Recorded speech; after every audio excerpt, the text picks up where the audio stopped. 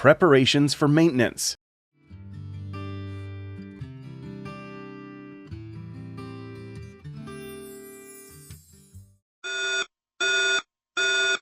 (2082) alarm. Grid tied or off-grid controller abnormal. Please take the following actions. Turn off the switch of the SmartGuard. Disconnect the power supply.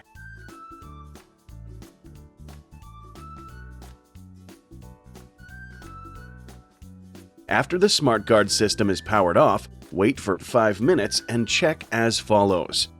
First, check the DO/DI on-off grid switching signal cable between the SmartGuard and the inverter.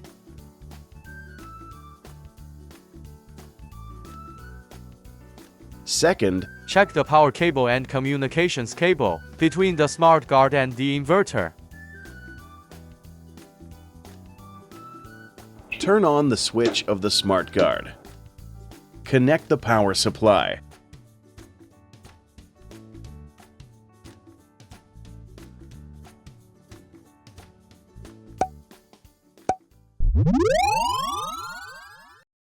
Good job! Well done!